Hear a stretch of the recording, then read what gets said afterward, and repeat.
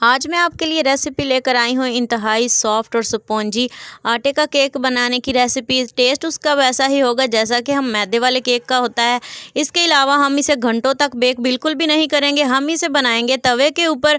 और किस तरह का बैटर हमें चाहिए जिसे हम तवे के ऊपर बना सकते हैं। क्या कप केक्स को 4 बच्चों के लिए जो है वो हम कप केक्स बनाएंगे। 1 अदद अंडे और आधा कप मैदे के साथ या आटे के साथ बहुत ही क्विक और आसान सी रेसिपी लेकर आई हूँ। तो चलते हैं बिना टाइम ज़ाया किए आज की ज़बरदस्त क्विक और यूनिक सी रेसिपी का आगाज़ करते हैं। बिस्मिल्लाहिर्रहमानिर्रहीम। सबसे पहले यहाँ पे मैंने चंद एक चीज़ें ली हैं जो हमें इस रेसिपी के लिए चाहिए। यहाँ पे मैंने एक ब्लेंडर जग ले लिया है। इसके अंदर हम डालेंगे 1 अदद अंडा सफ़ेदी और जर्दी समेत मैंने इसमें शामिल कर दिया है। साथ ही इसमें डालेंगे 1/3 कप घी, मतलब आधे कप से थोड़ा सा ज़्यादा था। और इतना जितना हमने घी डाला उतनी ही इसमें चीनी डाली है। इसे हम ब्लेंड करेंगे अच्छे तरीके से तकरीबन 5 मिनट तक।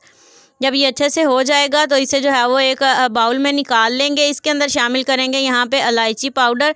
आपके पास वनीला एसेंस या बटर एसेंस हो तो वो शामिल कर लें। इसे अच्छे से मिक्स कर लेंगे। मेरे पास अवेलेबल नहीं था तो मैंने यहाँ पे इलायची पाउडर डाल लिया है। यहाँ पे इसके अंदर अब शामिल करेंगे हम अपना आटा जिससे हम केक बना रहे हैं। सफ़ेद आटा जिससे हम आम रोटियाँ चपातियाँ बनाते हैं वही मैंने इस्तेमाल किया है। इसमें हम शामिल करेंगे आधा चम्मच बेकिंग पाउडर का। और यहाँ पे 1 चुटकी के करीब जो है वो मैंने इसमें नमक शामिल कर दिया है। आप चाहें तो इसमें डालें, अगर आप स्किप करना चाहें तो स्किप कर लें।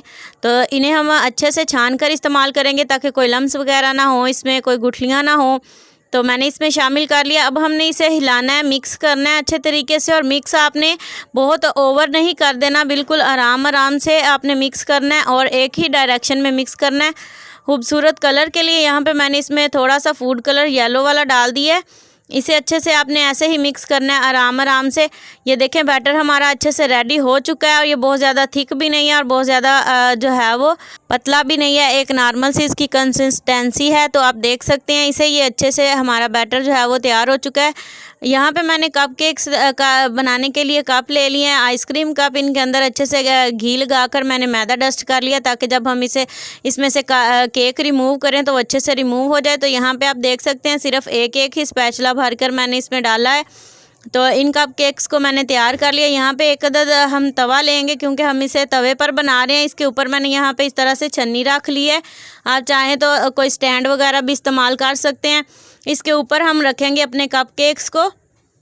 तो इसे हम कवर कर देंगे किसी ऐसे चीज़ से जिसके अंदर हीट बन सकती हो। यहाँ पे मैंने एक देचकी ली है जिससे मैंने इसे अच्छे से ढक दिया है। इसे हमने धीमी आंच पर पकाना है तकरीबन 30 मिनट के लिए।